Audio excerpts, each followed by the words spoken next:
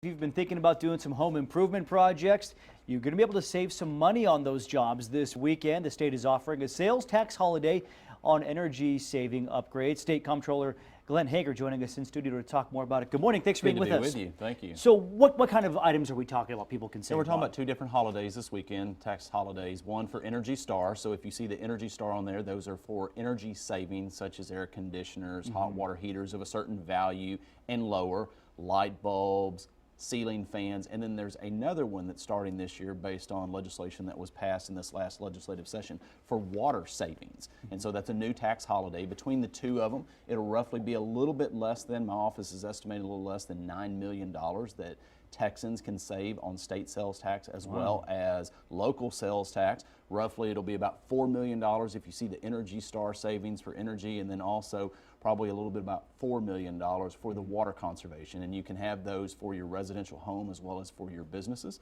Even for your personal homes for water savings, you can use soaker hoses, could be plants, mulch, anything that can conserve water. You mentioned the water saving aspect being new this year.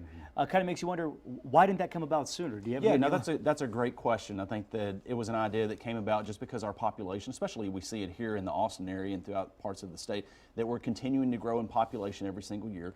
In the last round of droughts is very severe in a lot of locations, and so this is a way to help encourage people to save for energy as well as water conservation. And then it's not just this weekend's savings, but those have savings that last into the future. And I think the concept is really, as long as you're getting people to think about this, then even once we get past the tax holiday, you'll look for that star, you'll look for that water energy, that water savings logo, because it saves you money in the future as well as in the community. Those are resources that are put back into the system. You mentioned that $9 million figure for savings.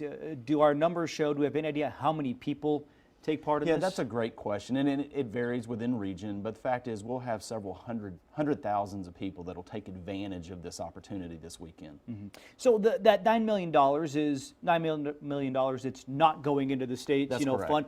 But overall, from your position, what is the benefit then for the state? The benefit is a couple-fold. One, there's dollars that are not going to the state of Texas for sales tax, and then also there's the break on the local sales tax, such as the 2-cent local sales tax that's added. So it's in both systems of government, but the benefit is the consumers have more efficient products. So they're, say for example, with the energy savings, there's less electricity in the system that's being used. So that allows us to have greater capacity in the future as we have growth in this state. And then also from the water savings, to get people to think is you can take 1 or 2 steps in conservation and save a tremendous amount of water. And this state needs a lot of water resources as we're growing in the future. So this is a great way to get people to think, how can we be a little more proactive in our own homes and our own businesses to be able to save our resources as we look forward and this state continues to grow. Try to get ahead of the game. Glenn Hager, thank you very much. We appreciate it.